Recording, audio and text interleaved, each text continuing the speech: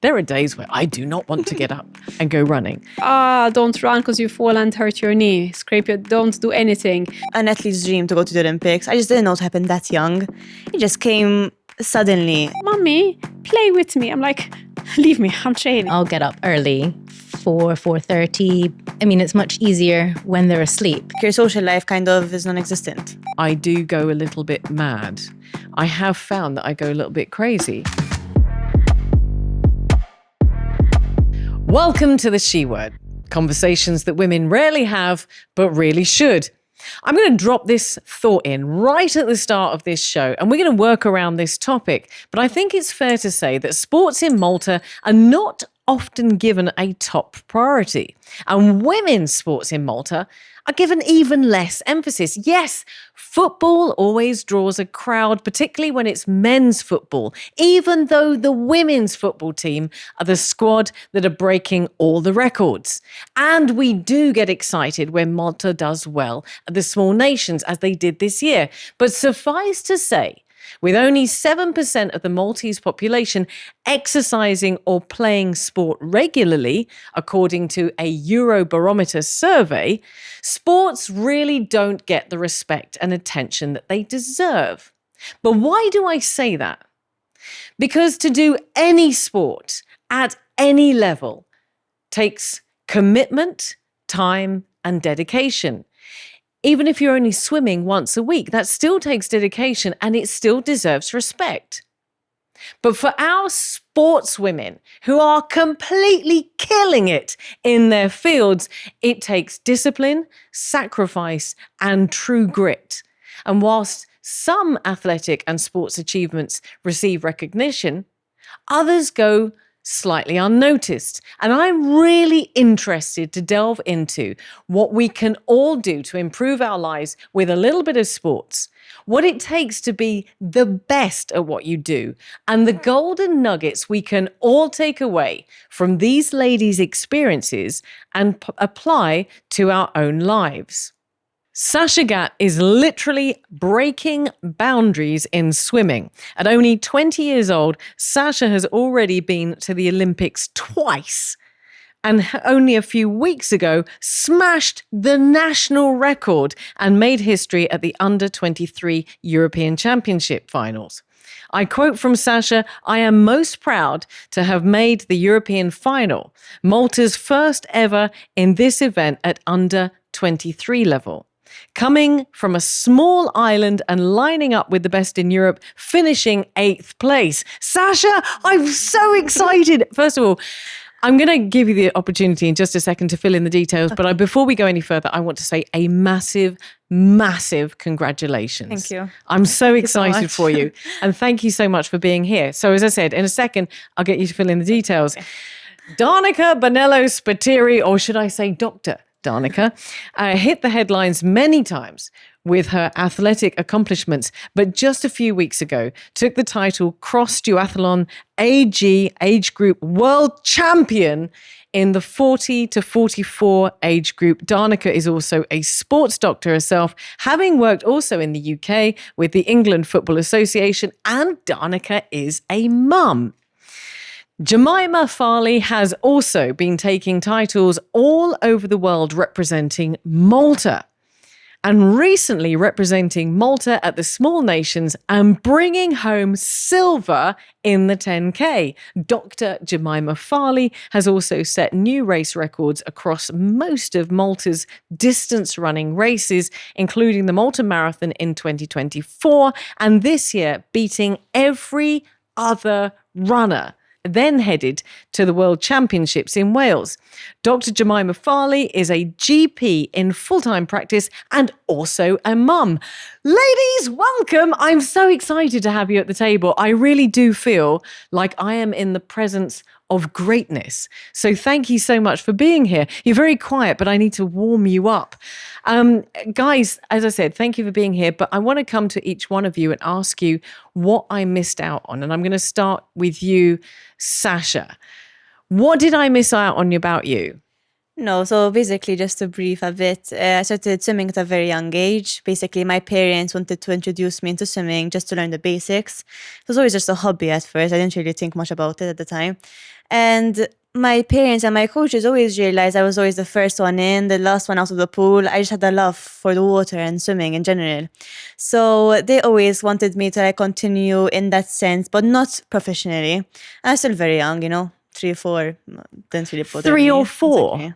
Wow. And then I started competitively at the age of 7. What? Yeah.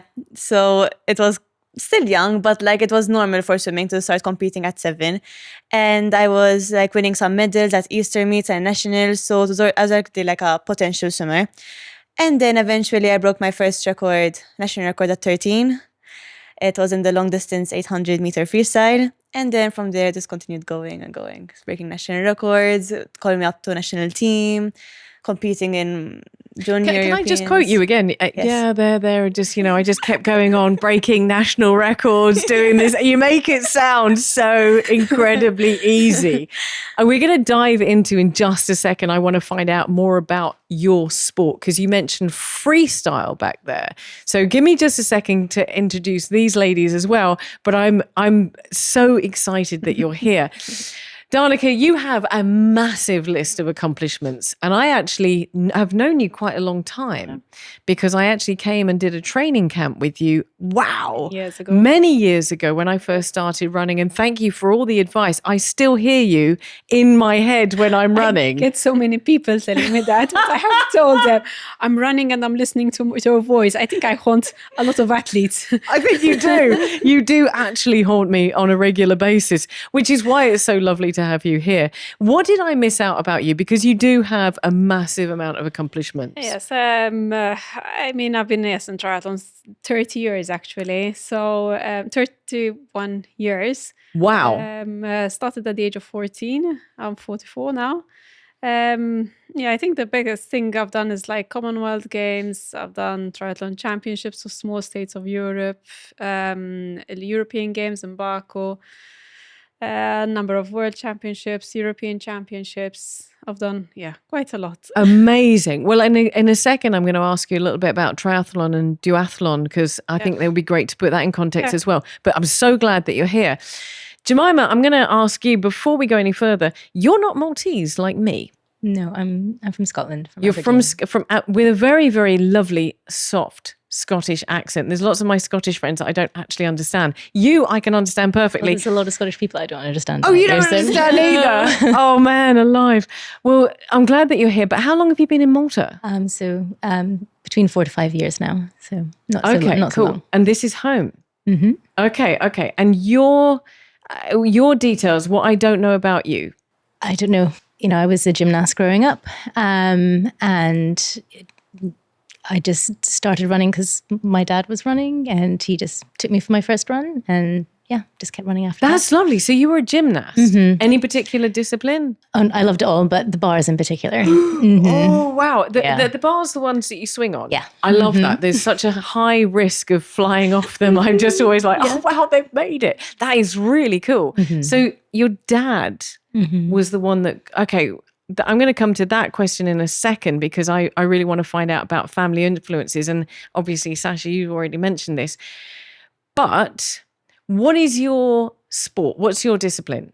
So I'm a runner. I like to run on the road, on the trail, anywhere, really. Any particular distance? The marathon, but then trail running maybe a bit longer. Okay. So a bit longer than a marathon then becomes into something we called an ultra. Mm-hmm. And I particularly like them because nobody asks how long it took, which is great. For people like me, that's fantastic.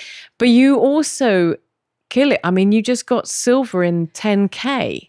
Yeah, that was my first time ever racing on the track. So that was a little bit nerve-wracking. I had no idea what I was doing at all. But no, I like it was that. A good experience. Yeah, me and Sasha are looking at each other going, wow, first time, no idea what she's doing. And she gets silver at the Small Nations. Well, I'm so glad that you're here. And I'm really thrilled about this. Sasha, I'm coming back to you.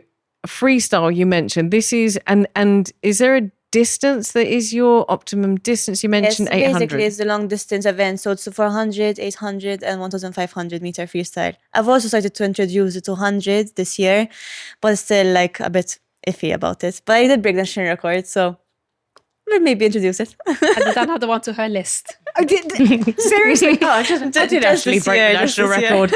I broke the national record. I might just consider doing that one. Yes, thank you. What is freestyle? So this is the front crawl where you put one arm in front of the other. Okay, and that is your stroke. Yes, yes. You're not a backstroke. You're not a butterfly. No, I've tried other strokes, but freestyle is the one that just comes easy to me. Brilliant. Okay, I'm so glad. Danica, your sports are. Triathlon is my main sport, so I don't excel in one sport like Sasha or Jemima. I just have to put in a mixture. So I have the swimming, I have the cycling, I have the running. Put them together. That's what triathlon. Yeah, triathlon. Right. Put them together. That's my strength. Separately, not as strong, but together, yeah. Makes me stronger. Okay. And then we have the duathlon, which is run, bike, and run. Sometimes we do aquathlon, which is swim and run. Those are the two main things. But my main thing is triathlon. Okay. Oh, wow. I didn't know that. Oh, okay. Duathlon is bike and... Run, bike, run. Ooh. So start with depends on the type of the distance that you're racing. But you start with a run. Normally it's a bit of a longer run. Then you've got the bike. And then the second run is slightly shorter than the first run. It's always a proportion of the type of the race distance that you do. Okay. Yep. Wow. Okay. I'm glad because that's really answered some questions I had in my head. So now I know what you guys do. I wanted to kick off because Sasha, you mentioned, and Jemima, you also mentioned about family. And I think for a lot of people, they assume that sporting people come from a sporting family. I absolutely don't. I love you, Mum. I love you, Dad, but they are not sporting people. I came to running much older in life. I was 38 when I started running, and I'd had my decades of smoking and drinking and everything before that. But then I came to sports older. So you mentioned, Sasha, I'm going to start with you. You mentioned that you had your parents encouraged you to swim, but they weren't pushing you. Were they swimmers? No, nothing of that sort. Like they've never done sport. As in they used to do, maybe my dad used to do football, but like that's a basic. And then like my mother used to try every sport. She used to do water polo, swimming, football, tried everything, but wouldn't last very long. That's all the story I know about it, they tell me. So I don't have really sporting genes. But even like my sister, she tried ballet and she had done synchro. She was national team, but then she stopped. So we're not very sporty family. I just happen to be.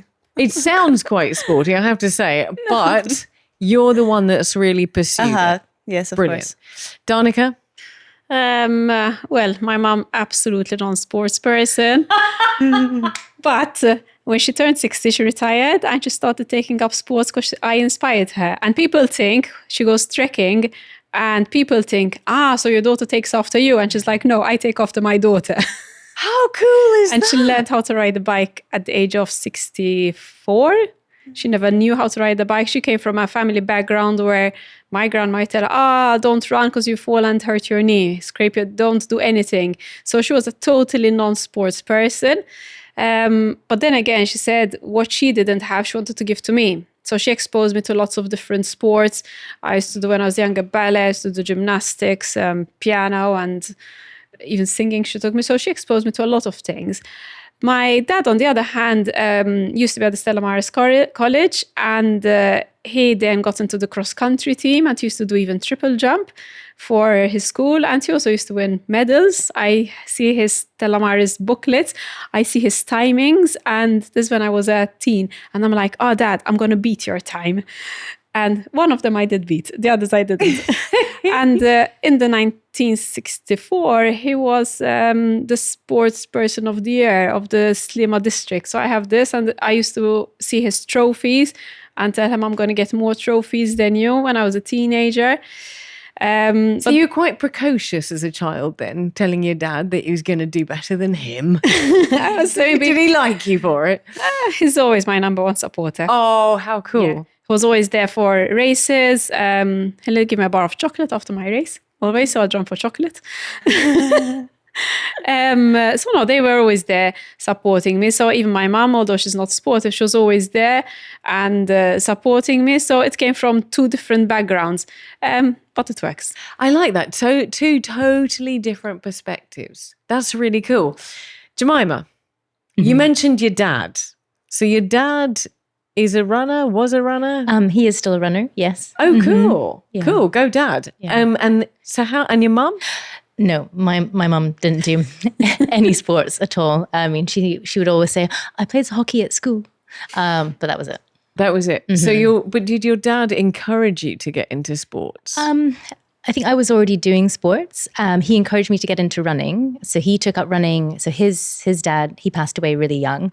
And I remember my dad going and having like a medical for work and being told that his cholesterol was really high. And he was like, I'm not taking medication. I'm going to run instead. So he just started running. And so it was for health reasons that he started running. And then he just persuaded me to come along. And I remember the first run that we did together, I'll never forget, because I ran, I think about like 200 meters and I was like, I'm dying. And he had to like coax me around the whole like 25 minutes. Oh, it must have been so painful for him. Oh, what a great experience with your dad. Yeah. And we've like run together for years. And he signed me up for my first marathon. I'd never run a 10K, a half marathon. He was like, oh, we're doing a marathon. I had no idea what I was doing. So I just followed him the whole way and we ran the whole thing together. So. And where was your first marathon? Because I read about this. It was in Amsterdam. Amazing. I mean, go Dad. I mean, how Yeah. cool to sign you up for a marathon in Amsterdam, which is amazing. Take care and nourish your body with pure, ethical, organic vitamins and supplements. Browns, empowering wellness by prioritizing your health. Whether for a moment of disconnection, a complete body-mind reset, or a bonding time together, book online stress-free at myoka.com. Complimentary spa facilities on every visit.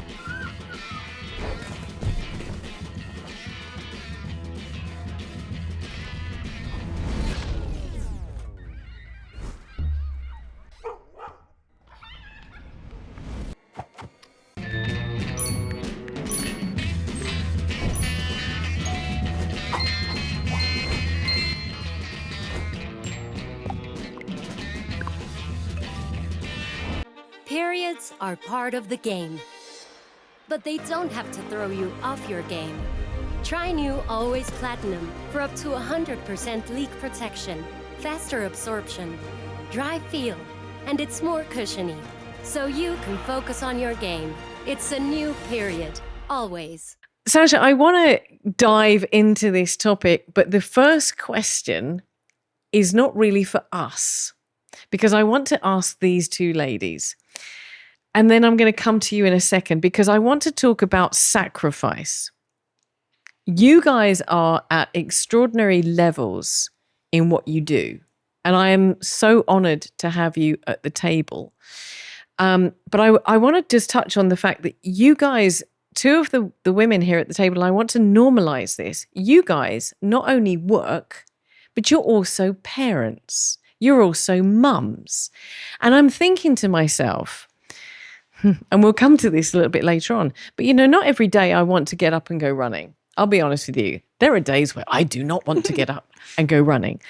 But you guys do this. You train, you put in the commitment, you have a job, and you also have a family. And I think this is where I kind of want to dive into this idea of being committed, but also being realistic.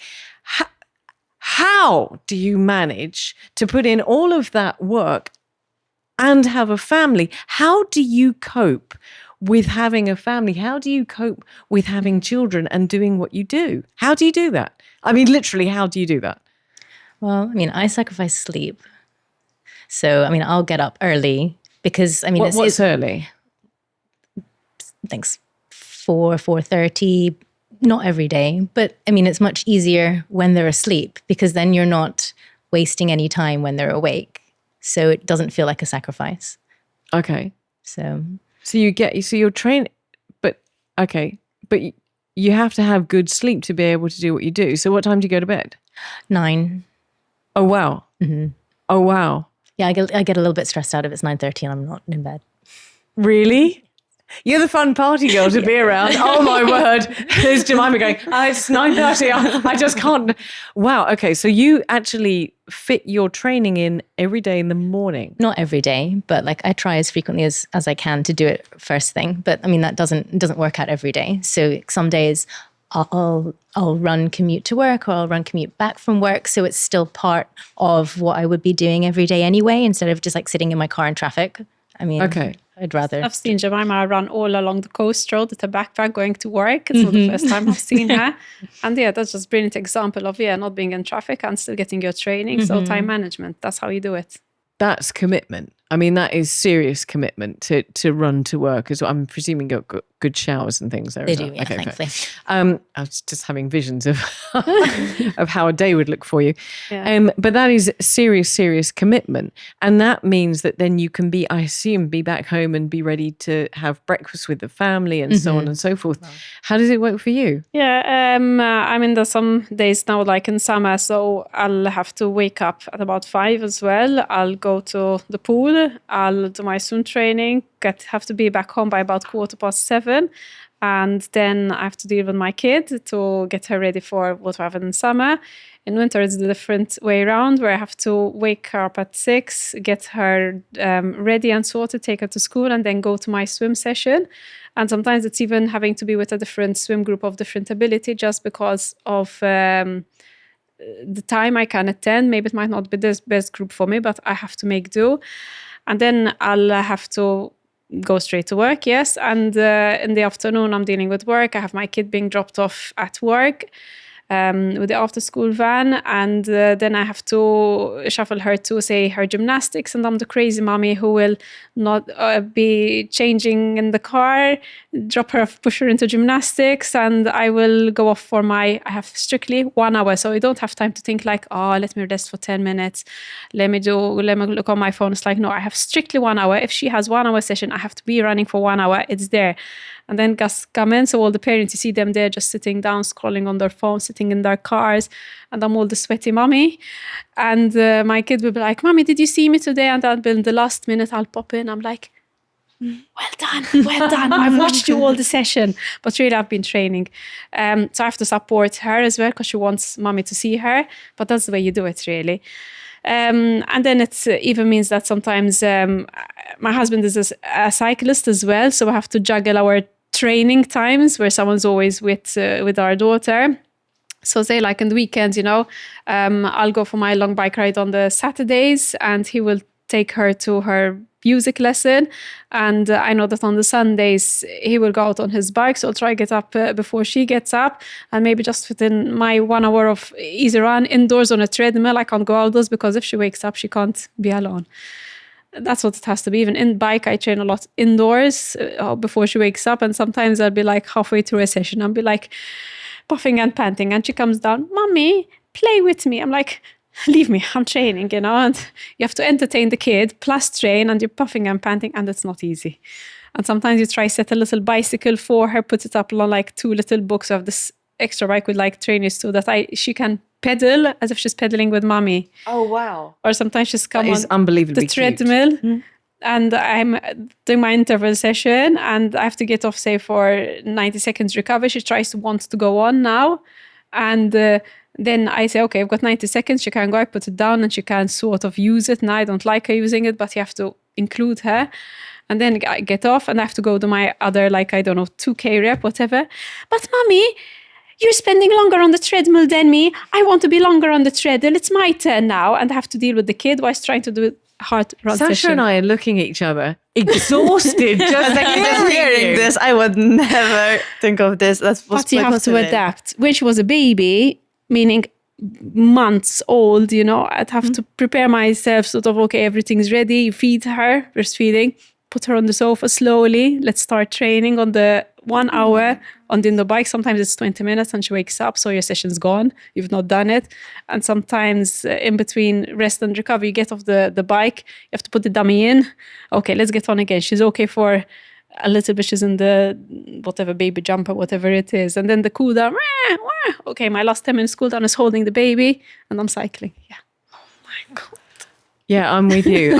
And I have a question for you in a second, but I'm just going to keep going with this. Is that okay? Yeah, yes, of course. I'm entertained. We're not encouraging you to become a mom. Exactly.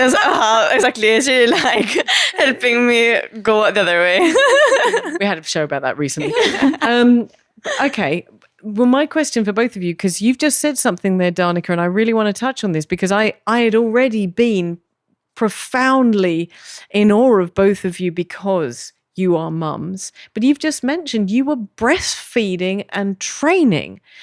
I'm sorry, but when you have a child, does it not have huge impact on your body? How do you go back? I was gonna say, right? It's like, how do you do like, that? I know some Olympians that are swimmers, like you can swim while you're pregnant, but after that, I don't know exactly what they do. I didn't know that you can breastfeed and train, and Why not? There was an ultra runner. I don't know if you know her name. I think she was called Sophie. Yeah, Sophie. Yeah, I think she did UTMB. She broke this major record and the only woman to do it. And in between, she had to stop and breastfeed her child during a race. Yeah, that's insane. crazy. But I come back to the question that I was asking before: is did you not have real changes to your body? Yes. Because I keep hearing about postpartum. Postpartum Yes. lasts up to a year and a half, usually about a year. How does it change you and your training? How does it change you as an athlete? Well, I think everyone's different, aren't they? Okay. You know, you can't say what works for one person is going to work for someone else. And I mean, during my pregnancies, I ran through my pregnancies. I've actually found like the second one easier because I could just put my son in the running pram and then just like go with him. So you were pregnant. and then I could lean on it. So it was kind of taking some of the weight off as well. So Me and Sasha are still looking at each other going, what the hell? But I also found like actually like after children, I ran a lot faster. I think because I felt like I needed to get home to them quicker. So I just had to speed up. So that helped. It kind of works though. I mean, what a great incentive. But there really wasn't a time where you said, okay, that's it. I'm done. I'm just given birth. How long God, before? no. I was like, oh my goodness, I need some me time. Get me out the door. Yes. Oh, wow. But for you, there was no time where you just said, okay, I'm sorry, my body needs to recover. And I'm Not a story. I think I stopped swimming, I think like a few days before I gave birth as well. Same thing. The running maybe a few weeks before, just because it was getting too hot. Maybe that was. But I used to go out on my 5K runs. I took it on my own pace, but 5K, and I was fine all throughout it. The cycling I found it hard just because I have a road bike to bend over just because of the belly. yes, I all. suddenly think You're so impressive, both of you. Honestly, I could never imagine myself being pregnant and trying to swim. No way. We'll speak It's to you in heavier. 10 years' time. It's like it's even heavier. But even on Carry the that bike, weight. I'm logistically that's Exactly. Like how? No, I don't know. well, I But have it makes to you say, feel better, doesn't it? Yeah. hats off to you, though. I mean, massive respect. And I'm going to come back because that comment you just made there, you just said it makes you feel better. Why? How? Well, you're doing something that you enjoy doing, right? I mean, the whole reason that we do our sports in the first place is because that we're passionate about them and that we love them. If we didn't, then we wouldn't do them in the first place. So, Okay. And it makes you feel better that you're continuing with your sport. 100%, yeah. We are going to come back to this. I'm going to park this for a second because I'm going to grill Sasha, but definitely and seriously paramount respect. And my question to you is, you're 20 years old and you have been at this for 5 years on the level that you're at now. Am I right? Since 15. Well, technically, yes. But at 13, I broke my first record. So Okay. I started at 13, so 7 years. years. Uh-huh. And that is perfect. It's all your teenage years. But to do what you do, I'm assuming that's also a huge commitment. Yes, And I'm also assuming that whilst your friends are going off to Partjeville and drinking beer and smoking cigarettes, you have to be very disciplined. So in the same way that these ladies have to be disciplined and very focused on what they're doing, how does that work for you? Because do you not ever look back and say, hey, listen, I've missed out on my teenage years? I can't really compare to what they're doing, but like, and I have my sense of sacrifice in that sense, yes, where they, like your social life kind of is non-existent. They go out. I don't really feel left out because I kind of understand that what I'm doing gives me enough satisfaction to what maybe they're doing or where they go out or how they enjoy their time. But I have friends that really understand where I'm coming from. And if I tell them, listen, I need to be in bed by 9, I have to wake up at 4:30 in You're the not morning. another 9 o'clock Yes, bedtime. yes, I am. Definitely I am. What time do you... No! I'm going to... 9-10 o'clock. Oh my God! Everyone, no Netflix for everyone. Everyone's in bed by 9. exactly. You're 9 o'clock. Yes. Wow. How do you explain that to your friends? But What do they understand, say? Because how am I meant to wake up at 4:30 if I sleep at like 11, 12? I won't wake up. You cannot. I can't train. I can't give my ultimate 2 hours of training at like 5:30 in the morning if I sleep at 12. It's But impossible. what do your friends say? I mean, are there not parties and there's Yes, not Isle yes, of MTV that you're yes. missing out on? And Uh-huh. Sometimes if there's a weekend, if there's like a dinner or a lunch, I'll go, obviously. But that's my kind of where I get to. These parties and these things are not in my realm. You know what I mean? Like, but I don't suffer from FOMO. Like, I don't I've suffer from this learned, stuff. so okay, I'm older than you, definitely, but I've learned, so I was in your situation at your age, okay, and I'm not saying I never went out. I did used to go out as well, but not like spending like loads of hours outdoors, and my friends would be out for much longer. But nowadays, those friends who used to be out for long hours, as soon as they hit their 30s, 35s, 40s, they've started sports. And they're like now and off saying, I should have started this younger. So give them time and then No, fair enough. I mean, never, they start their exactly. sport. Exactly. Judy started at 38, so see, 38. you've got Yeah. and she's done the same thing. So give the time and they will look back on you differently. But they don't really tell me like Yeah. anything. I mean, they're like, we are like, come on, like. But it's like, listen, I have other priorities in my life. Like, it's not going to make a difference for me if I go out or not. In an honest answer to this question, do you ever think that you'll get to 35 and go, wow, I really missed out on Isle of MTV, or I really missed it? No, not at all. I have no regrets whatsoever. That is so amazing. I mean, not many people at my age can say I went to the Olympics twice in my career. So I have that satisfaction in me that I completed whatever I wanted to do in my career. Whilst I don't think my friends can say that. So that's how I see it in that point of view. If I'm wrong. There was once a coach who said, you can buy things like an Isle of MTV ticket, or as we're talking about that, but representing your country is something money cannot buy. You have to earn it. And you've earned it. Exactly, definitely. I mean, she's completely right. Like all my sacrifices and hard work and hours of training all paid off. And that's what really matters to me in the future. Even, I mean, I don't think I'll stop swimming at a very old age, but like, we'll see where it takes me. You'll be pregnant and swimming soon. We'll see about that. But you went to the Olympics when you were 15 years old to first represent Malta. Did you know at the time what a big deal that was? Were you kind of aware of the gravity of that? No. Because going to represent your country at the Olympics, like you just said, you can't buy that. No. That is massive. Even for you guys going to the small nations to represent Malta is huge. But this is the second time that you've been to the Olympics. Twice you've been to the Olympics to represent Malta. You weren't aware of how. So the first time I wanted, like, it's an athlete's dream to go to the Olympics. I just didn't know it happened that young. It just came suddenly. Like everything, I peaked quite young. So going to the Olympics at 15 was like a dream. And until I was there and until I came back to Malta, it was still like what the heck just happened? Like just going back on all the memories now since I've been the second time, I really appreciated it more this time around because I was more mature.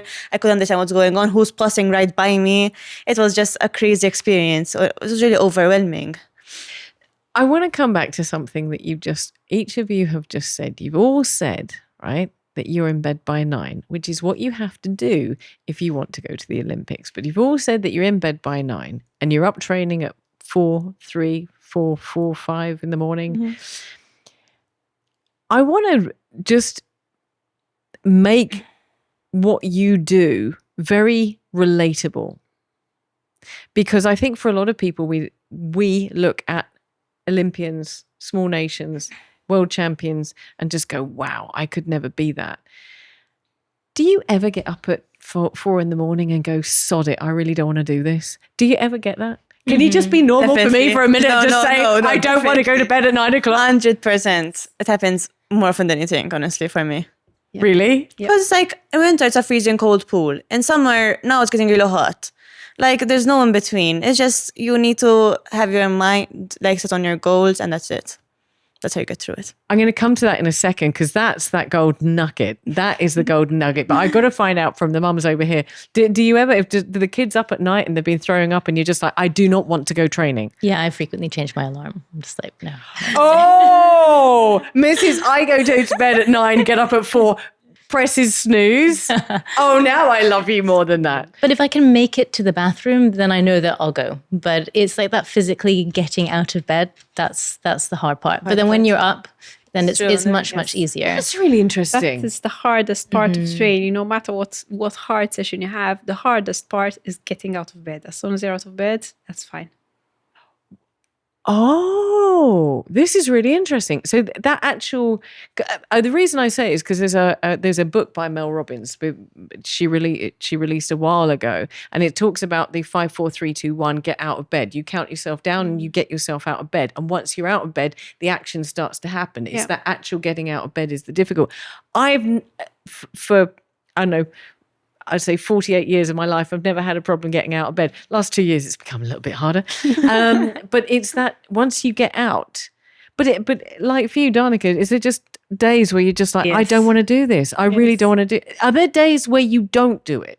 Yes. Are there days where you just go, no, I'm not going? Yes, there are some days, so I can say even like last night, I had to stay up late because I had to get some work done. I had ended up sleeping at about 11:30. I had my alarm at 5, and I just know I've had like a tough 10 days recently. It's a bit of a lack of sleep, travels and all. And I knew I had a hard swim session, and I'm like, look, I'm just too physically, mentally, I'm just tired. And yeah, I did put off the alarm. I didn't wake up, but then within half an hour later, I knew I didn't get back to sleep because I knew I didn't get up for my swim session. And it's like, well, if now I'm awake, okay, and I got back on my laptop, at least I said I put in 2 hours of work before everyone got up, But yeah, there are days where just like, if I have slept late, especially, it's hard to get up. So that's why I try and make it more of a priority to get into bed early so that I can get up to train. But yeah, there are days where just, look, I'm just tired, I'm just... it's just that you have that little angel and devil conversation, you need to do this, you need to do that.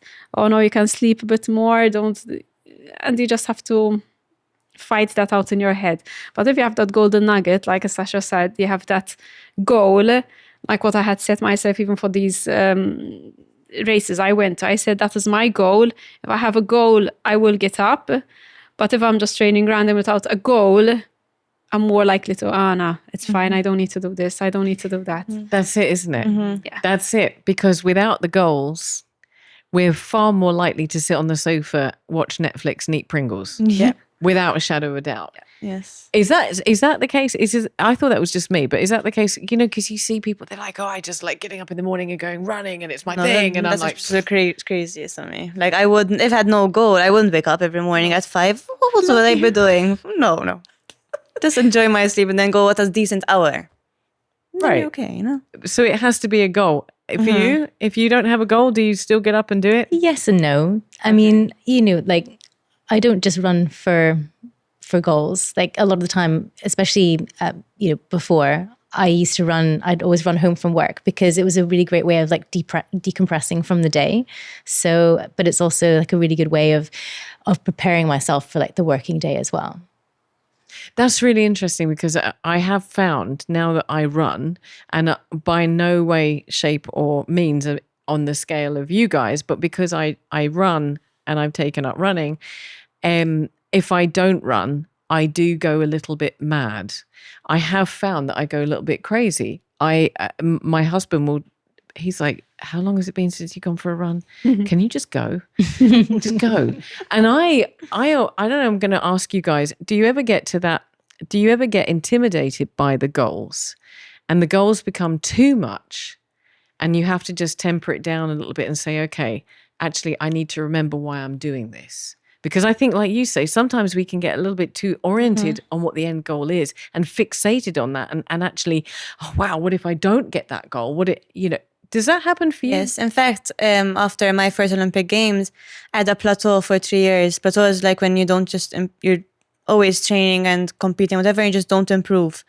And it's really did a toll on my mental kind of state of where I'm at, what's my identity like without swimming. And I really suffered. Like I had a total mental block when it comes to racing. And obviously because I had that perceived mentality that I have to compete and break a record, compete and break a record. And when that wasn't happening, it was like, oh no, like what am I doing? Like all eyes are on me and I'm not performing, I'm not improving. Like I can't go to competitions. Like it was kind of pointless. Like why was I swimming? And I just kind of stuck with it. I just had to continue like persevering and training harder and harder until I went to the Paris Olympics. And that was like kind of the breakthrough. And then I got COVID. And I was like, oh my God, like my whole life just stopped. I was like, I was training so hard for this moment and didn't come out the way I wanted. So like, should I just stop now? Like, what do I do? Like, I'm 19 years old, I'm still young, but I did everything I wanted to do. Like my third Olympic Games, I have to qualify and get an A time, which is really hard. Like it's almost impossible. So like, what am I gonna do? Like, I don't want to finish on this bad note. But at the same time, it's like, how am I gonna get that mental energy again to try compete and race and improve my times again? And thankfully, this season has been like my best season yet. So like from 3 years ago. So you can just imagine like when you don't have that mental pressure, like I went into it like whatever happens, happens. I'm just gonna swim just to enjoy it. And whatever my coach gives me, I'll do. And that's it. And it really kind of helped me a lot. Like that's how I improved this year. So Well, this is so much one of the biggest questions I wanted to ask you guys, because you've just touched on it. You very beautifully led me into how do you deal with disappointments and when things go wrong. And it's for each of you, because with all due respect, Jemima, you walked away from the Small Nations with a silver in the 10K. You've never done this before. You've never done track before, but you actually stepped out of the 5K and retired. And I guess and I'm sure that you've also had disappointments and things go wrong. How do you deal with that? I mean, is that it? You just, because I'm trying to compute what you just said before I come to these other beautiful ladies, but you said right back there that you just took the pressure off and what did you just say? Hey, sod it. If it doesn't work out, it doesn't work out. Exactly, How do you do that? It's the Olympics. Because it was such a big goal. Like, 'cause I had gone abroad as well that year. So when I was in that plateau, I was like, listen, there's no motivation in Malta. Like, I had no one to train with, sort of. I was just like, let me just leave. And I left. And my mom came with me. So it was a big sacrifice on the Olympic Games. And the fact that my mom left, my family, I left, and my coach came with me. It was a lot. That's huge. Exactly. So that was like the biggest pressure I ever had in my life to kind of make these Olympic Games. And thankfully I did. But after I didn't get the performance I wanted, and I knew I was on the right track to at least get like a national record again, I was like, what the heck? Like, why can't I improve? Like, it's like the world against me. Like, what is going on? And so I was at the pinpoint of stopping. I told my mom, I don't want to see the pool this summer. I don't want to go swim. I don't want to do anything. And don't ask me one question about swimming. And my coach was like, okay, what am I gonna do? Like, do I have a job? I don't have a job? Like, what the heck am I? Like, I was leaving everyone up in the air. And I didn't want to, like, I'm not that type of person at all. But it just happened to be like that. Like, I said, I just need a mental break. Like, I've done swimming competitively for so long. I've had so many goals that thankfully I achieved. But like, this is the moment where I just need to tell you all, like, to stop it. Like, it's enough. And I was going to stop, honestly. I was going to stop. And thankfully, my coach spoke to me after a while. And then my parents spoke to me. And they kind of just like, try go swim. Just try feel the water. Just get into it again and see like if you miss it or you don't. And I did miss it, I have to be honest. But like when you start thinking about all the sacrifices and disappointments that came with it, that's what kind of impacted me at first. Not the positive things. Always the negative impacts you first. And so I how just long sized did off. you not swim for? How long did you take away? I took a 2-month break, which is quite big for swimming. Like, it's really big. After Olympic Games, it was like insane. But I had to. And that was the bit that helped you reset your... No, it just set my body, my mental state, everything. Wow. Okay. So it's taking a break and resetting after a disappointment.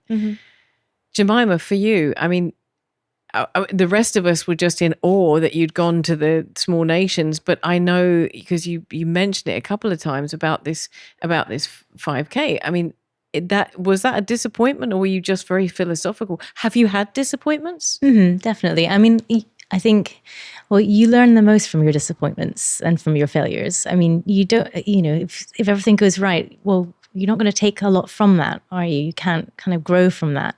Whereas when something goes wrong, well, then you have to reevaluate and think, what could I have done better? What can I do next time? So, yeah, I mean, I think failure is really important. But then how do you cope with that? Because in the moment now, you're being very philosophical about it. But just like Sasha, is there a moment where you're just like, I am never going to run again?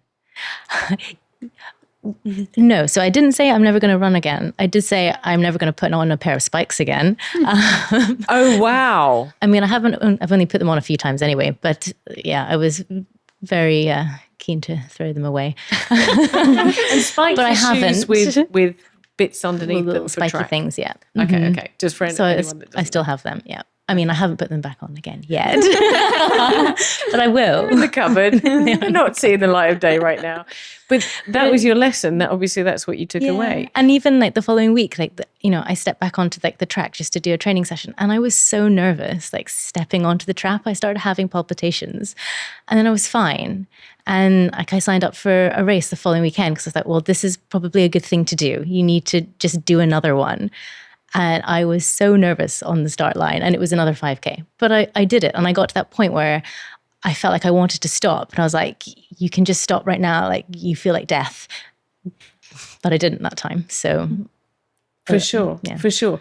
Was there any other part of the conversation? Was there anything that you recall, a golden nugget? Like Sasha said, in her mind, she just stepped away and reset. Was there anything that kind of really was...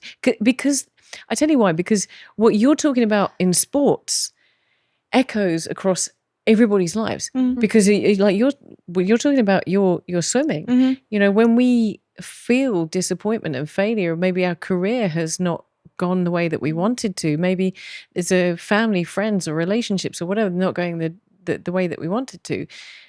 Just taking a step back and saying, okay, I'm not going to do that for the moment. I'm going to lift the pressure off my shoulders. That doesn't just apply to swimming. That's a golden nugget that applies to everything.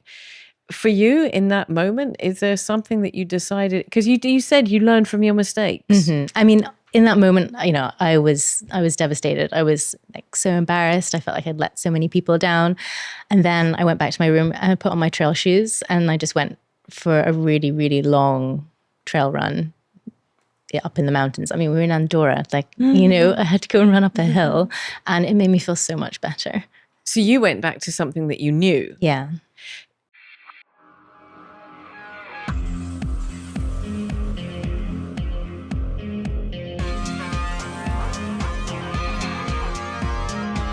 Ideal Standard, celebrating 90 years of success in the local market, exclusively from Satariano.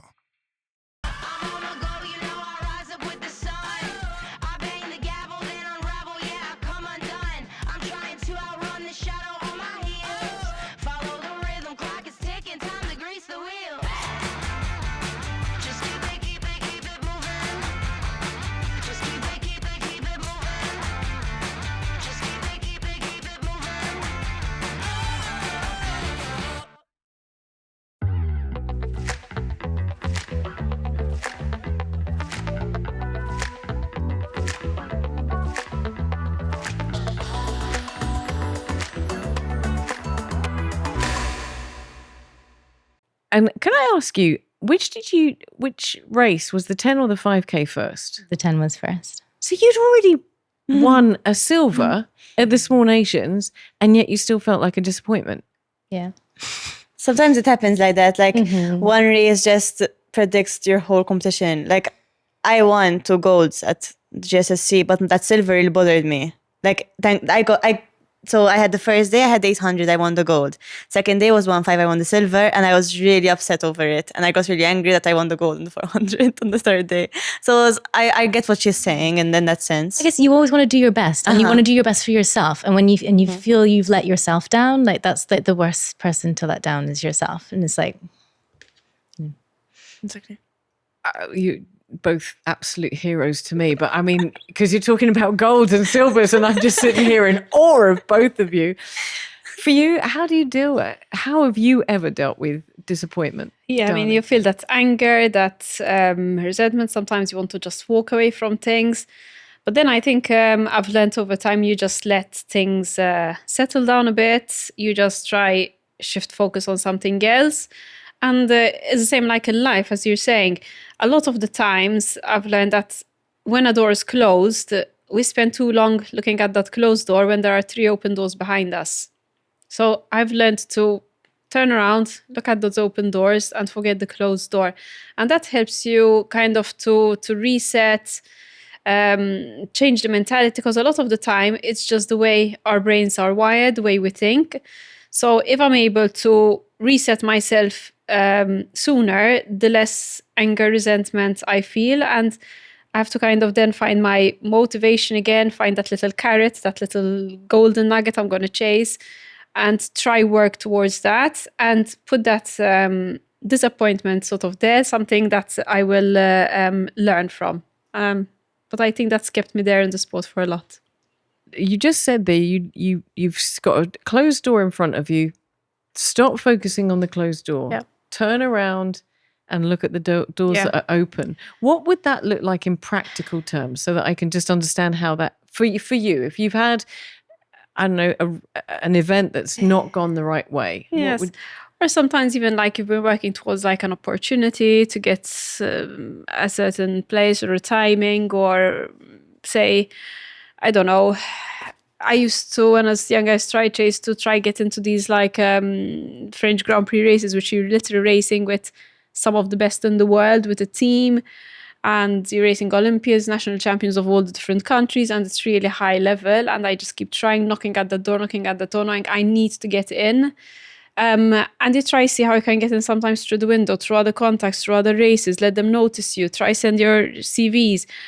And it took 3 years till I got into there. And suddenly one of the times after those little doors that I kept trying to knock and open, one of them opened. It's like, listen, do you want to race for me? Okay, yes. And I started with the Spanish. Then it's like, okay, I've made the recommendation to you with the French team. I'm like, yeah, that's exactly where I want to get to. So I find that I have to open those doors a lot of the time. Okay. So it's not just everything is going to be over there for you. You have to work towards it. But if I say, let me try, and then like, no, it's not going to work, and I just say it's just a closed door, people look at that closed door. I make those doors open for me, and I make things happen, and I try achieve what I want to achieve, what I want to get up to. So I love that. Work. So it's, I mean, again, it's it's like work. It's the same with work. Okay, it's life, and if you want to achieve something, you just have to keep persisting. So even like all of us, I'm sure that in our own personal lives, in work lives, we're doing exactly the same thing. We just keep striving at things, getting better, and that's why sports is good, because it teaches people how to overcome these disappointments, how to achieve a goal. And even when it comes down to your work and your life, it's there. Yeah, I love this. I love this idea of looking at something, and if the path that you're going in isn't working, you just look at it from a different angle and look at a different alternative, parallel thinking. You mentioned there about accomplishments and so on, and I want to ask each of you, what is to date? Was it getting into this Grand Prix? What was the biggest accomplishment of your sporting career to date?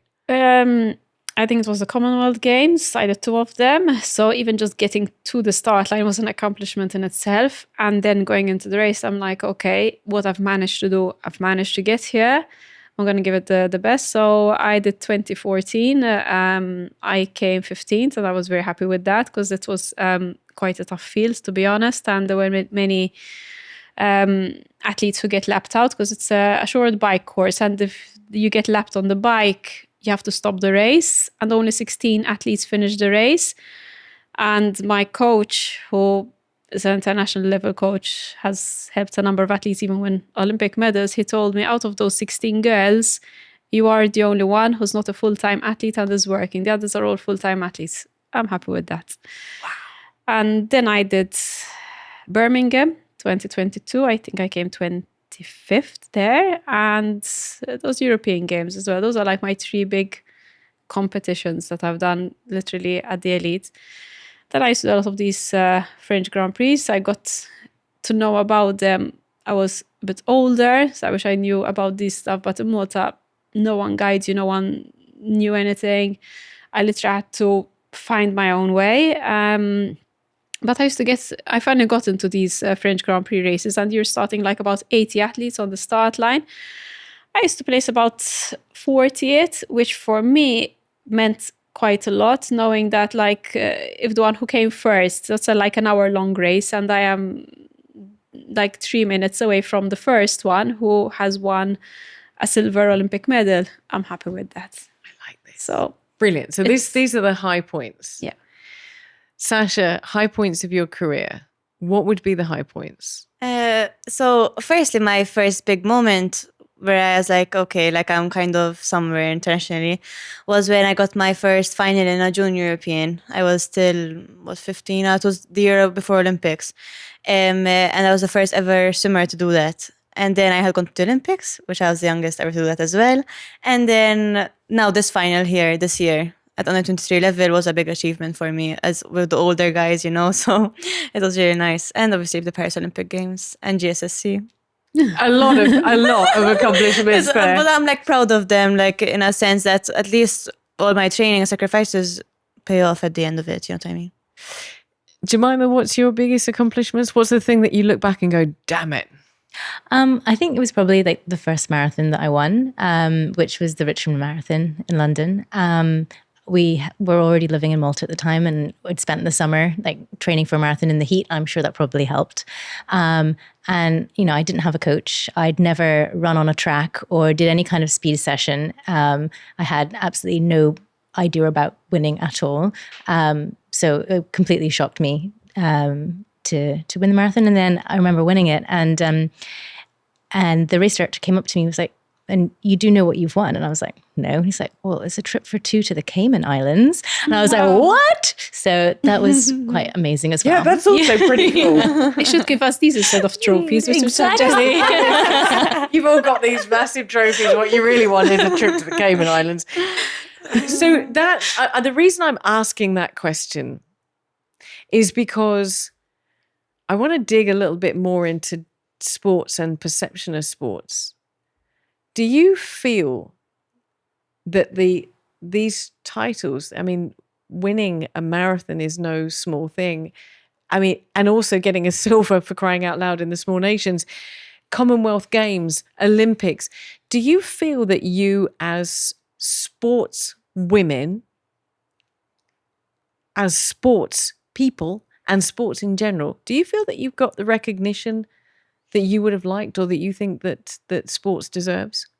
Okay, I can say. So basically, I love you. You're like, I'm just going to jump in. Why not? I mean, we all know that football gets the most recognition in Malta. Okay, Olympic Games is a very big deal, and it did get recognition, of course. But after it's over, it's like, yeah, you're like everyone else. Like here's another athlete. Okay, you're breaking records. We can post you here and there. Newspapers. GSSC was a really big deal. It's always a really big deal for Malta. But after it's over, it's like what are we getting in return? You know what I mean? Like sometimes lanes is a problem to get a lane for me to train in. Like sometimes I'm training in public lanes, which is insane. Even like sometimes last year when I was competing for the competitions to try qualify for the Paris Olympics, I was getting minimal funding, which was really tough. Like it has come from my parents, and luckily like, I can rely on them and they support me a lot. But like in the future, I don't think athletes can really adjust between school, and that's why it's kind of fades away, sports, because they focus on school and having an income in the future, obviously, and so on. Yes. Which is what goes back to what you were saying, is that you were competing against athletes who are full-time athletes, and I don't know. I had no funding, nothing. That's crazy. At least I do get. I have to appreciate. Like I had the Olympic scholarship, but it's not as much as you think it is. Someone will say. No, I was at the time I was actually working and living in the UK. So I do have, I was lucky actually to be placed in Yorkshire and Leeds, where I met my even current coach, Jack Maitland. I already mentioned him. He's got a number of athletes who got up to Olympic level. In fact, at Commonwealth Games, he had athletes from 5 different countries competing. He's that top, a good coach. But no, I had no funding.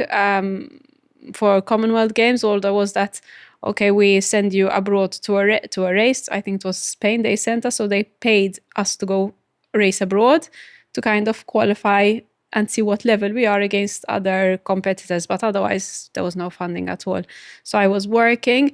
I actually got more support from England than from Malta, because I was working as a trainee to specialize in my sports medicine. My supervisors learned that I'm aiming to go for a Commonwealth Games, and they were actually like, how can we help you? And they actually even offered that if you would like to reduce, I was on a training program, I had to work 40-hour weeks. And they had told me if you would like to reduce your workload to, I think it was even down to 33%. So like it's a huge difference. We are able to accommodate you so that you can prepare yourself the best you can with the Commonwealth Games. I mean, I didn't take that up because I had a husband at home, even obviously I had to pay rent, income and everything. So I had to cover that from my wages, which as a trainer, you don't earn much. So I had to turn that down and still work full time. I was also studying a master's part-time as well, apart from my full-time work, and fund it all myself. God. In UK, obviously, the athletes obviously are higher level athletes than us, I agree, than what we are in Malta, but they get funded, they get sponsors. And that's what like compared to her, I do get funding then. So not to say that's like I'm thankful that they at least pay for like like these European games and whatever they do, even like a training camp before GSSC games, which was very helpful. Yes. But when it comes to like abroad, like I see the UK, like I see much like more. European countries like Romania, like normal, they have so much more. Like I just went to under 23 Europeans, just me and my coach. There was no medical, there's no physio, there's no masseur, there's no nothing. Yes. At the Commonwealth Games is the same, I was there on the start line and I can see some of the other top athletes, and there's like the coaches area. Who was standing in my coach's area? No one. Then actually my husband did turn up on the day to surprise him, but didn't have accreditation. And then you see like the UK athletes, they had like literally 7 different people there standing. Their nutritionist, their masseur, their physio, their coach, their bike mechanic. This is like a normal so thing. it is an uneven playing field, even from the word go. How are we meant to compete against that level of input? And I've worked in it because when I was in England, I was working in sports medicine. So I've been even at English Institute of Sport as a sports doctor. So I know what input these athletes get. Are we anywhere near there in Malta? We're very far off. But you just said, Sasha, you mentioned a moment ago about football, and football is dearly loved across the world and highly regarded. And in Malta, football does get a lot of support. And we look at the women's football team, which is doing incredibly well. Yes. And we have, on the She Word, hosted some of the women's football team as guests on a show specifically about that. And one of the things that they said was that they, who are doing incredibly well, 90% of them also have full-time jobs. Yes. So they find time to train afterwards, which is what you guys do, and which is what you have to make time for. You have to make time and work around other interesting logistical challenges to be able to train. So why is that? And not just in Malta, why is it that we don't regard sports as seriously as perhaps they should be? Is going to the Olympics just a bit of a giggle? Is it a bit of a laugh? Is going to the small nations just something nice to do? Or is it something that we should be nationally proud people about? do not understand. I think there's a lack of awareness what an Olympics is. I mean, people just assume that if you train sports, so you do the Olympics, thinking it's like, let me just go turn up, let me just go to the Olympics. It's not like that. So even there, that mentality has to change even from education with the Maltese population, why people exercise, what's the level in the world. Having said that, even then in terms of, if you take like the Malta Olympic Committee, they're trying to change the mentality and trying to even help more with funding. They're trying to put like even different levels and for athletes to achieve. So when I was I said, in the Commonwealth Games, that's 11 years ago, it was a very completely different picture. So it is changing, but still the recognition of what takes an athlete, what it helps to support an athlete, still a lot more can be done, but we're still slow to change things. That's what I can say. And the recognition of the athlete and what support an athlete needs is still behind. But education of the general public, I think, is one of the crucial things that it needs to start off with. Even like getting a medal at the GSSC, okay? They don't understand how hard it is. And it has to... No, definitely. I definitely agree with her. In fact, the GSSC in Malta, the prize was 10K for a gold medal. Because there was this big fuss that we have to be first ranked out of all the countries to be first in the medal tally. And we won it. But then like this year around, there was much less emphasis on like, obviously you want to break the record for how many medals were won. But, you know, there's always less and less. I know in fact, MOC, I am in the scheme where they are with the levels and they give particular funding with what level you are in. And then you have to keep on improving to get more funding, which is good. Like we are improving in that way, but it is very slow. Like other countries are way ahead. Yes. And we're still trying to catch up. Well, let me ask you, because I'm going to ask Jemima this, because Jemima, you have lived abroad. You are Maltese. And I recall being in the UK and doing sports at school, and there didn't really seem to be the emphasis on sports at school. I mean, albeit it was a long time ago. There wasn't the emphasis on sports at school that either there is now or just kind of it wasn't a big deal. We played, hockey and it was a great opportunity to go out and run around a pitch. But even abroad, is there the emphasis? Is there the focus on sports? You mean in the UK? Yeah. I mean, I think there's the focus on certain sports, but most sports are from out of school clubs, right? Like it's, I remember being at school and we had quite a few people from America, and they came over from America and they would have like their track team at school, they would have their basketball team at school, their soccer team, everything was at school. And we were like, wow, you have all this at your school? You have these teams there? I did gymnastics at school and no one else did. I went to my club after school to go and do that.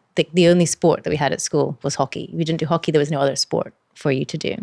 So it really felt like, compared to America, where I was talking to these people who were from there, that we just didn't have the opportunity that they had. But there's the British, the BUCS, the University and Colleges and Sports in England, where you have even the university students, they try to get sports scholarships to enable them to go to the university. And then you get all these really highly competitive sporting events, competing university against university. Because when I was living in England and I said I was doing a master's on a part-time basis, I got to participate in all these, and some of them were like really high level. And I know that there were athletes who were even in there that then even got to an Olympics. But in Malta University, where is our sports? But I think also that was very much in England as well, like in Scotland. It's not in Scotland neither. Okay. I thought it was even in Scotland as well. Something about the way you bounce makes me want to keep you around my mind. My mind. Something about the way you sound shakes me up and makes me get down on my. Welcome to Maison Perrier. Discover Maison Perrier Chic and enjoy our new non-alcoholic cocktail range. Maison Perrier. Enjoy our new sophisticated mocktails. Durkos, recommended by dermatologists. Anti-hair loss protocol. A concentration of aminexil in a scalp treatment to reduce hair loss by 29%. And in a stimulating shampoo to boost volume by 48%. A potent synergy for hair 3 times stronger. Anti-hair loss protocol. By Durkos, the dermatological scalp and hair expert. But it's interesting what you were saying about sports in schools as well, because I remember growing up, and granted, I will say it was a long time ago, but I do remember to grow up and growing up in school and sports was obligatory. Sports you had to do, and we were very fortunate because I think we had 4 hours of sports a week, which was pretty good, and go out and do cross country running and all this sort of thing, which was great. But I don't recall growing up and sports even being considered as a serious vocation or pastime. It was just something you did, like you're saying, it was something you did in an after school club, and it was that sort of thing. And yet we know that sports, even if you aren't going to compete at you guys' level, it's still so, so, so important. I want to stick with you there, Jemima, for a second. And this is nothing to do with which country you're in or which country you're taking part in a sports. It's to do with gender. Because I want to come back to, and I'm going to put myself on the line for this, but I'm going to say, the Malta football team, male football team, is great. We love you. You're fantastic, but really not doing as well as the female football team. # just saying. But no, I'm right. Am I not right? I'm right. I mean, the Malta women's football team is doing incredibly well. Yes, they're doing great. Yes. But it still doesn't get the attention that the men's team does. And this is the same case. And I'm going to put this out as not being a Malta issue, because in the UK, the English team, the English male football team has not won since 1966. But the female football team, Yes, won. definitely. Absolutely won. And there was elation, and of course they were running around and making a big deal, fantastic press conference about it. And then it went and died out again. Is it just, do we have, on top of everything else, on top of kind of people not taking sports particularly seriously in some contexts, do we have a male-female gender issue here as well? In my sport particularly, no. Because sometimes I have the most FINA points out of the swimming, male, female, whatever. So it doesn't make a difference in my sport. Because swimming is quite a equal Really? sport. Yes. Uh-huh. So you get as much attention as your male counterparts? Yes, as long as I can remember, my teammates have always been boys. As far as long as I can remember. Because I like to train with them. I like to chase them. I like to get faster and faster and faster. And Do you get, can I ask a really impertinent question? You get as much media attention, you get as much prize funding if you win? yes. Same. Wow. Swimming, yes. So other That's sports, I so don't know. cool. Yes, no, swimming, That's I've brilliant. had never any problems with that.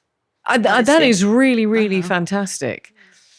No, I'm seeing a face from Danica there, like, no.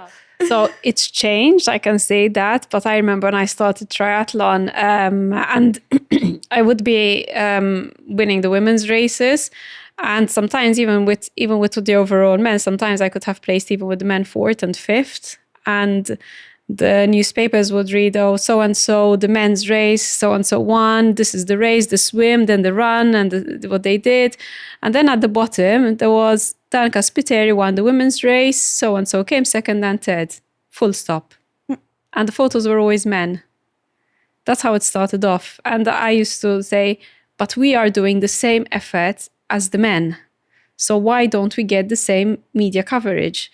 Because I'm talking even 20, 30 years ago, okay? So when it started, but it took a long time to try change that in terms of the media. And I'm taking time, 10, 15 years.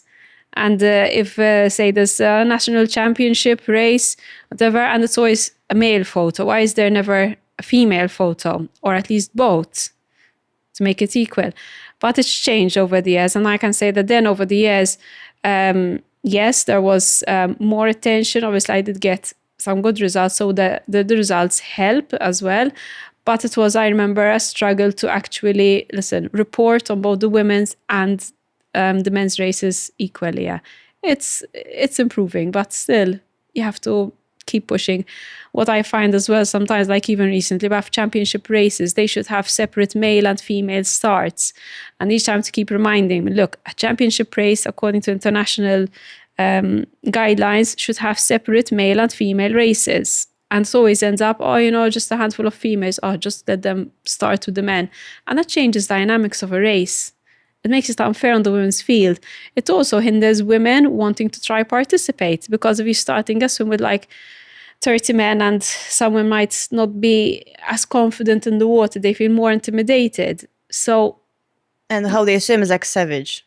Like honestly, Really? yes. Like that's why they they hit might each other. Like exactly, it's Yes, I mean, it's you can get disqualified for doing that, but sometimes in the start it gets a bit but sort of. it could be like by mistake, but like can easily get away with it. But that's why the women need to have a separate race. But if this still doesn't happen, I have to still keep telling the federation, why can't we race separately? You need to send Sasha just to walk in and say, because the men are savage in the water. They're just savage. I would say savage. I mean, I've raced even abroad with especially like in the Spain, the women, it's like, oh yeah, that is what scares, and I used to get panicky and all those other ones. In Malta, it's quite... Chill, okay. Malta's that's chill. good. No. The men Malta were like quite chill. But when it comes to then higher elite level and all, that's where like you have to really, because you have to juggle your place to get to the first boy. Exactly. So like And that gets tough, yes. But now they've changed even regulations. That has to be a certain distance from the start to the first boy to reduce this. Not like 200 meters. You have 60 people to go around the boy. It gives long. so that's okay. But yes, Less but savage. I think we still need to work a bit more on giving more importance to women and support to the women. Yeah, definitely. Well, I'm going to come to Jemima because I couldn't stop just cheering when I saw you come in at Xterra just a couple of months ago and came in way ahead of anybody else, male or female. And there was Jemima Farley coming in after 50, with all due respect, I said this to you at the time, coming in after 50 kilometers in intense heat of trail running, looking as cool as a cucumber, might I just say. She's just like, yeah, I'm just going to sit down, have a little rest. I'll be fine. Off do the shopping or whatever I need to do this afternoon. I'm sure I didn't say that. You absolutely looked so cool as a cucumber. But I was cheering because you led the pack and you totally and utterly annihilated everybody else, including male counterparts. But is that something that is consistent in running, in what you do, trail and road running? Do you feel that that you and your male counterparts are complete equals? I do. And actually, I really love running with men. Like, I find it really helpful. Like, all like my training partners are men. And yeah, I mean. And they just give you the same respect as they would to another male runner. They don't see any difference whatsoever. Well, I guess at the end of the day, like I'm not their competition. So, and they're not my competition as well. So we can hopefully help each other.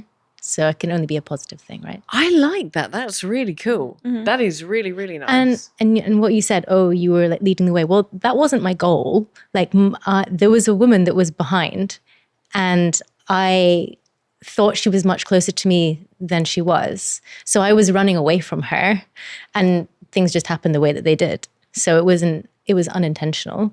There was just a little bit of miscommunication that occurred. I do absolutely love your humble attitude towards winning that race. You're like, well, I didn't mean to, but I did anyway, which is brilliant. It wasn't my intention, but it was absolutely fantastic to see.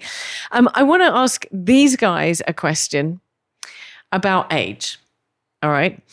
I'm not going to ask you how old you are, Jemima. I'm not going there. I promised I wouldn't. But as you get older, and it's going to be a question I'll ask you in a second, but you're in a different sort of framework here. As you get older, are you finding sports are more challenging? Are you finding that it's tougher?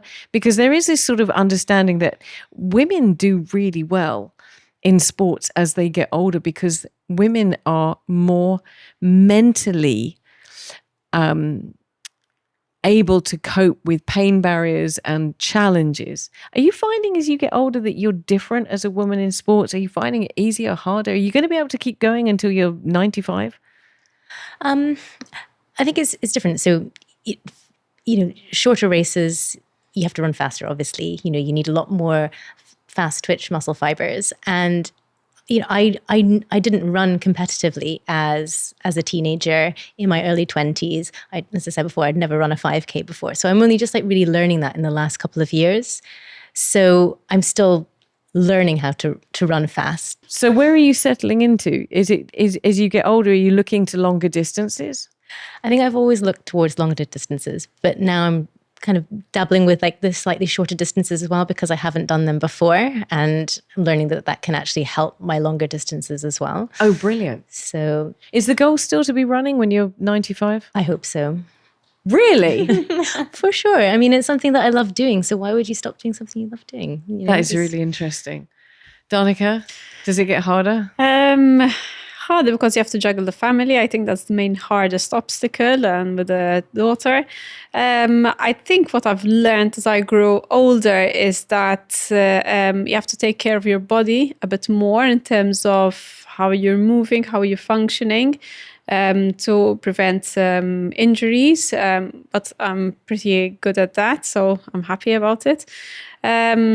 I realized that sometimes as you grow older, sometimes your goals and motivation does change, which is okay. Maybe for me, as I said, as an athlete, I've had some good success as I was younger, and I might have changed my the way I look at things, and maybe that comes from maturity of you as an athlete. But I think I try always find something to keep me going, because every time I say, this is my last year in triathlon, this is my last year in triathlon. And I think I've said that for the past 15 years. So you might still be doing triathlon when you're 95. Yes. I just got visions of you guys going out together at 95. And I have a friend of mine where I say we're the same age and always competing against each other. And with Michelle, you know her. And we say we are going to be in an old people's home with our frames, and we're going to be doing races down the corridor, hopping on our frames when we're old, and we're never going to stop competing against each other. brilliant, but make room for Jemima as well in that, okay? Yeah. I'm She'll gonna be in ask- a different age category. Actually, that's true. There you go. See, she's not a competitor now. Sasha, I want to come back to you, something you said with regards to this age thing, because you mentioned earlier on that you peaked really early. Mm-hmm. So is your swimming career in a time frame? How long I do would you say yes. I don't, in Malta, they don't really last over the age of 24, 25-ish. But then there's always masters swimming, and you can No, always sorry, continue. sorry. What? Uh-huh. Yes. Why? Because how long? Listen, swimming, I feel like is on a different level. Like, so you have 2 hours of looking down at one black line, going up and down for countless of hours, and distances. Like, I swim 7 to 8K each session in my mileage season, and then obviously now it's kind of slowing down, but it's a lot on your body, on your mental capacity. How long does that take? Usually 2 hours and a half, morning and evening, plus gym. So, Sorry.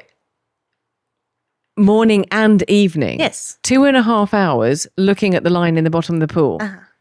Whoa. What on earth do you think about? Sometimes I just close my eyes, honestly, and I just stay singing because I can't get through it without. Like, I want to go buy those headphones that like work underwater. I want to buy you those It would really headphones that help. work. It would really help. The she word, underwater. I'm telling you, I'm going out, Sasha. I'm buying you those headphones. Perfect. I'm giving them to you. Wow. Wow. So it's a wow. lot, eh? Like, at the moment, I'm swimming 10 sessions in the water plus 4 gym. How long can I keep on doing that? Plus, eventually I have a job. Like, I don't have a job now, but eventually I want to have a job. It won't, like, it's quite tough. Okay, so you saying that your potential time frame is 24 years old because either you're going to be bored of the line at the bottom of the pool, you want to go and pursue other things, or is it going to physically be too demanding?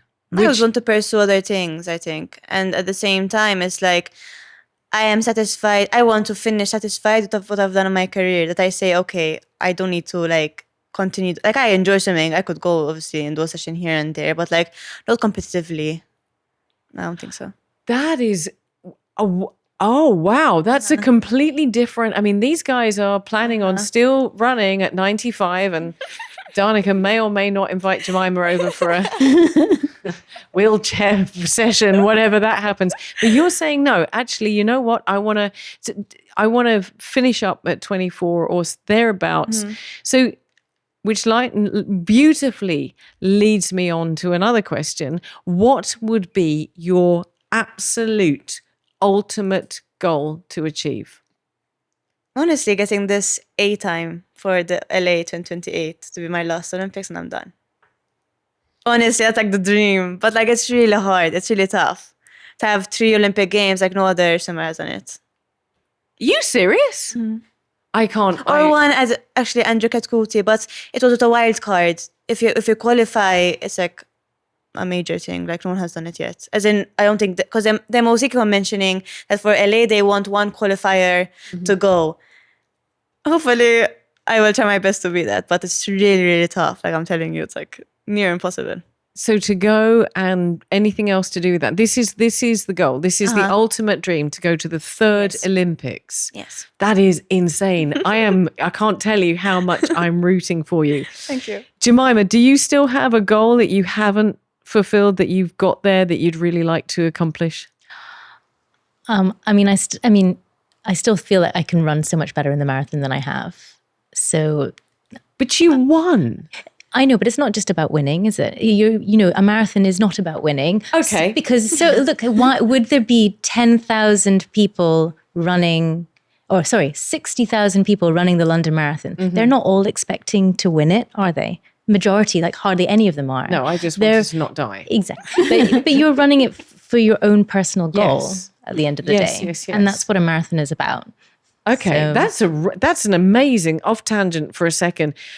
So your goal when you're running is not necessarily to win, but to run the best to beat yourself. Yeah, I mean, I remember I won the Edinburgh Marathon and I was so disappointed.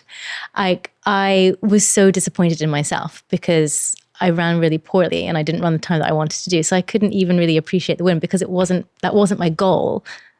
So that is insane. That's amazing.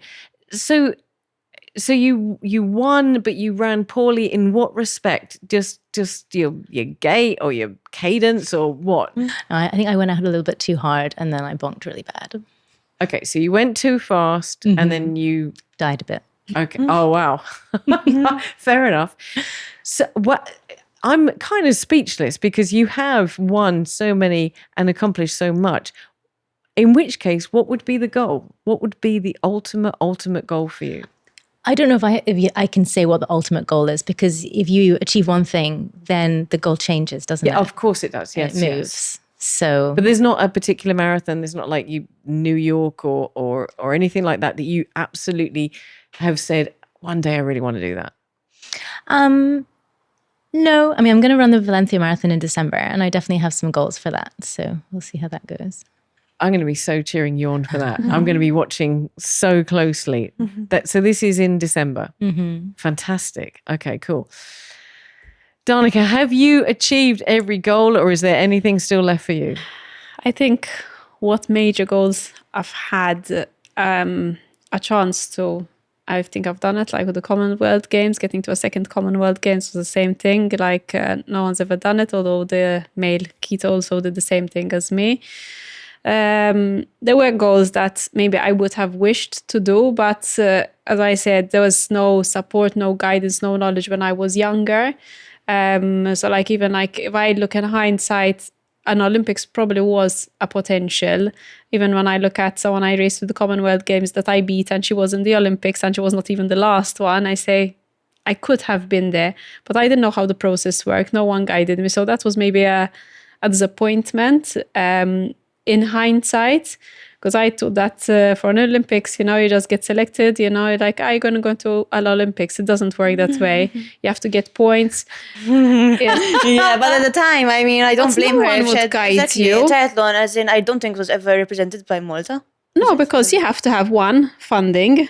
Doesn't exist. You have to spend 2 years before racing around the world to get points, and you have to get a certain ranking within this, but no one told me this when I was racing, and I only learned this when I was older and saying, if that one I have beaten her, but she made it to an Olympics and I probably could have done the same thing. And then you find that she's gone through this like 2-3 year process of collecting points, like you've got like FINA points. It's basically the same thing in swimming. But I had no one to guide me and to show me this or even tell me this. It's upsetting. So that was upsetting. Possibly a mischance, but it's gone, it's closed, and it's fine. I think I'm happy with what I managed. That's amazing. So happy with what you managed. Nothing still outstanding. No, there's not like a little secret goal. There may be. I mean, but I say I'm happy with what I achieved, and what kind of I still find different goals nowadays. Like I said, like with this age group racing, it's becoming really competitive, because like you're getting a lot sometimes of like retired professionals. So now you are like on an equal level ground where they're not on funding, then they're working now, not on full time. So you're like at par with them, and that par with them is like, sometimes I can actually beat these old professionals because we're at par, because now we're working, we're not full-time athlete and me working. So it makes it interesting, and you still get to see and race against these big athletes, which is nice. So I just try find different goals and keep myself motivated to keep myself there. That is absolutely awesome. Ladies, I'm going to ask my last question. And it's your closing thoughts, because each one of you at the table, and even just a moment ago, Jemima, you dropping that golden nugget that is processing in my brain about it not being winning, but how well you take part. Each of you, all the way throughout the show, have dropped these incredible golden nuggets, I call them, which could apply to so many more areas than just sports. They can apply to general life, to business, to family, to everything. But they work in sports as well. And we all want, I think, as a nation, to excel more in sports. And also, I have such a passion to see more people become involved in sports. I started off by saying that the statistics said that only 7% of the Maltese nation consider themselves to take part in sports. And I just want to come back, before we come to the final question, I'm just prepping you that there is a final question for your closing thoughts. So your parting thoughts from this conversation, either something about yourself or something that you'd recommend to people that are even considering sports. But I want to come back to something that we said before we sat down at this table, which was, Danica, when I gave you that statistic, you're like, no, that's definitely wrong. But one of the most beautiful things you said is that people come into your clinic and they don't consider themselves athletes or taking part in sports because they just go for a jog on the seafront 3 times a week. Yes. So, yes, my sports medicine clinics, I get quite often actually, which is like a bit sad, I think. But people will come in and with some kind of pain, injury, I don't know, knee, ankle, back, whatever it is.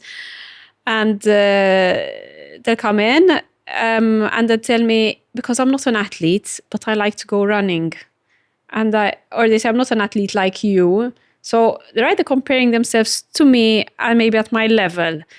But I don't look down on them, because I tell them, no, you are an athlete. You go running, you are an athlete. So I want to get the idea that if you are active, even if it's once a week, twice a week, if you just go a swim here and there, that you're physically active, you are an athlete. And to get into that mentality that you are an athlete, not just, oh, I just do this, I just do that. The positive mindset, it helps. Yeah, absolutely. It comes back to what you guys were saying about that most important moment of your day is getting yourself out of bed. Mm-hmm. I loved what you were saying. It's like, once you're out of bed, that's it. You're going to get there. And I think for so many of us, we underestimate how difficult, I know I do, how difficult that moment to get out of bed is. And if you've done it, and you've gone for a run, or you've gone to play football, or you've done it, no one can take that away from you. It's still a massive accomplishment because you got out of bed. Because we all know, even if you go to bed at 9 o'clock, getting out of bed at 4 a.m. in the morning is tough, is really, really tough. Yes. So really, as we should be considering ourselves more, that what we accomplish is more significant, even if it's only once a week or once a fortnight, or go for a run through. It's still a huge accomplishment, right? I always say they're beating all the ones on the couch. There you go. Simple. Is that your parting thought? Because that was absolutely beautiful. What is your parting thought? What is your closing thought? I'll mention a person. Well, she probably wouldn't mind saying her name. This person I got to know actually first in my clinics, but now she's become kind of a friend, Hilda. She had breast cancer. She overcame it, and she decided she's changing her life. She started to learn how to cycle, she's learned how to swim, she's learned how to run, and now she's done her first aquathlon, and she's like, I came dead last. I thought about you beating all the ones on the couch. She's 50 plus, she's done it. That's it. Yeah. That's it. Absolutely fantastic. What's her name? Hilda. Well done, Hilda. Cheers to you. Absolutely brilliant. Jemima, any closing thoughts? What drives you? What's your closing thoughts for this?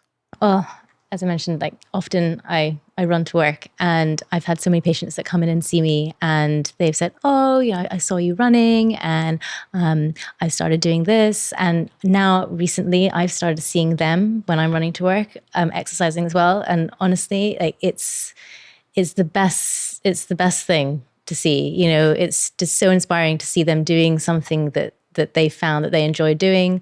A lot of people come back and overall, they're just feeling a lot better in themselves and their mental state, and to play any kind of part in that is just fantastic. You inspired them, and they're inspiring you back. Mm-hmm. I love that. That is so cool. What a great closing thought. Sasha, you're coming last, I'm afraid. Closing thoughts and inspiration. As they all said, like they both said, it's an individual sport, so like we are always trying to improve and be better on ourselves, basically, and to improve our times and competing at other major events. And how I said, like, I had that kind of peak at a very young age, then a plateau, and then I kind of got up again. I have this actually tattooed on my body. Everything happens for a reason. And it's like really, like, it really stuck with me, because it was a point where I was giving up, but I was like, okay, like, that happened, now it's time to move forward. And I believe that everything that happens, it's for a reason, for sure. Well, absolutely. Cheers. I'm going to chin to each of you for your successes that you've had and the ones that you are aiming for.